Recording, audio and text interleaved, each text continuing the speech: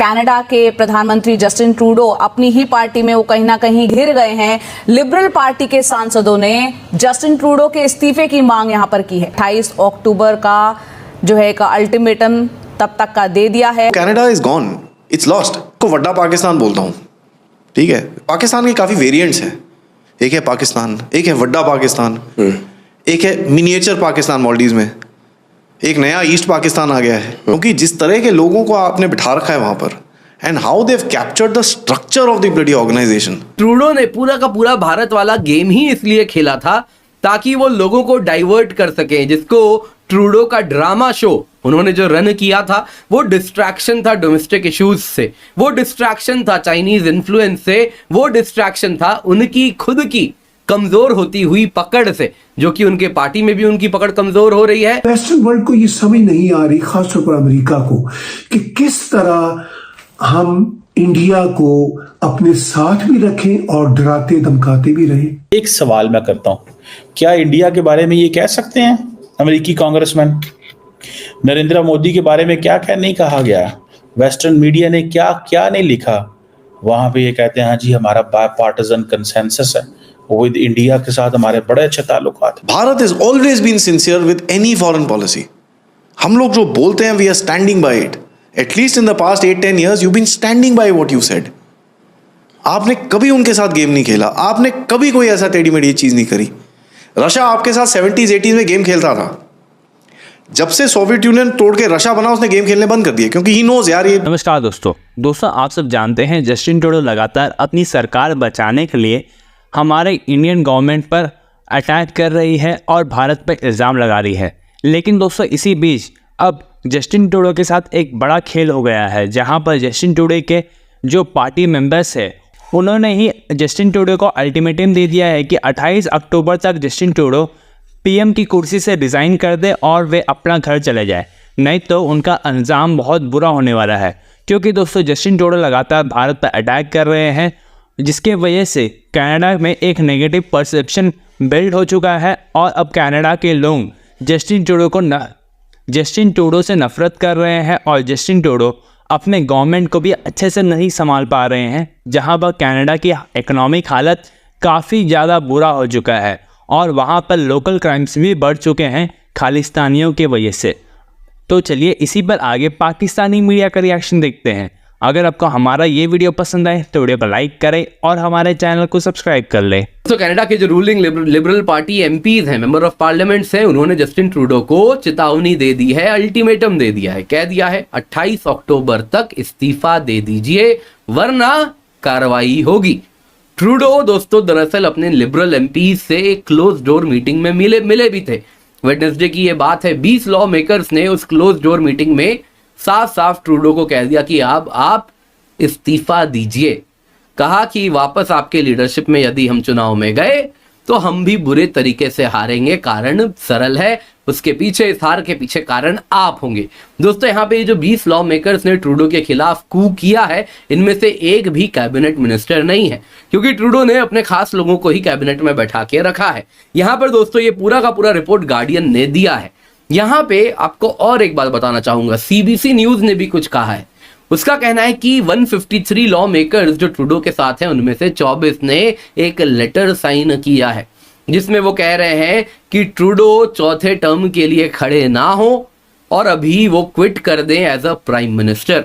उन्होंने कहा कि देखिए आज तक कनाडा के इतिहास में 100 साल में कोई भी 4th टर्म नहीं जीता है। और यहाँ पे कुछ लोगों का गुस्सा भी फूटा ट्रूडो के प्रति। केन मैकडोनाल्ड जो कि न्यू फाउंडलैंड से लिबरल एमपी हैं, उन्होंने कहा कि समय आ गया है जब ट्रूडो हम लोगों को सुने, आम जनमानस को सुने, उनके मन में क्या है वो भी समझ जाएंगे कि ट्रूडो का इस्तीफा इस वक्त कनाडा के लोग चाहते हैं। इतनी ही बात नहीं है दोस्तों, यहाँ पे आपको ये भी बताता हूं कि लिबरल पार्टी सोच रही है कि जैसे बाइडेन को हटा के कमला हैरिस को आगे लाके कुछ वोट पाने के चांसेस बढ़े यूएस में, कुछ वैसे ही इनको भी लग रहा है कि ट्रूडो को हटा के एक नया फेस लाएंगे तो कहीं ना कहीं वापस से इनके जीतने के चांस बढ़ेंगे। लेकिन दोस्तों यहाँ पे बात सरल है, जितने भी लिबरल एमपीज हैं वो कह रहे हैं कि अब ट्रूडो को रिजाइन करना होगा। वो कह रहे हैं कि देखिए कैसे मॉन्ट्रियल हम हार गए, अभी रिसेंटली बेसिकली कनाडा में स्पेशल चुनाव हुए 2 डिस्ट्रिक्ट में, मॉन्ट्रियल में, टोरंटो में, दोनों के दोनों ही ट्रूडो के लिबरल पार्टी के सेफ सीट्स माने जाते थे, वो दोनों हारे हैं। वो कह रहे हैं सेफ सीट्स में हमारी ये हालत हुई है, जनरल चुनाव जब होगा तो सोच लीजिए क्या होने वाला है। ये तभी सेंटिमेंट कम होगा हमारे खिलाफ लोगों का जब ट्रूडो इस्तीफा देंगे। दोस्तों यहाँ पे अगर आप देखें तो प्राइम मिनिस्टर जस्टिन ट्रूडो का जो अप्रूवल है वो 30% के करीब है। 30%, उनके खिलाफ 65% लोग हैं और बाकी के करीबन 5% लोग अभी नॉट श्योर में आ रहे हैं। तो इस प्रकार से जिस देश में प्रधानमंत्री की रेटिंग इतनी कम हो तो जाहिर सी बात है उनके खिलाफ तो आवाज उठेगी, और इसीलिए ट्रूडो ने इंडिया कार्ड खेला ताकि लोगों को अपने खिलाफ वो जमा कर सकें। पर दोस्तों कैनेडियन पीपल अब फेडअप हो चुके हैं। ट्रूडो को लगा कि इंडिया को एज अ दुश्मन दिखाएंगे तो कैनेडियन लोग उनके साथ आ जाएंगे और ट्रूडो को सपोर्ट करेंगे, लेकिन ट्रूडो कैनेडियंस को कन्विंस नहीं कर पा रहे कि एक टेररिस्ट निज्जर के किलिंग में इंडिया का लिंक है। वो ही पार्ट कन्विंस नहीं कर पा रहे हैं कि नहीं। और दूसरी बात ये, अगर है भी तो आम कैनेडियन को फर्क नहीं पड़ रहा।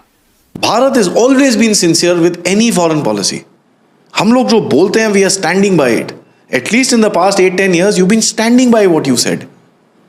आपने कभी उनके साथ गेम नहीं खेला, आपने कभी कोई ऐसा टेढ़ी मेढ़ी चीज नहीं करी। रशिया आपके साथ 70s-80s में गेम खेलता था। जब से सोवियत यूनियन तोड़ के रशिया बना उसने गेम खेलने बंद कर दिया, क्योंकि ही नोज यार ये।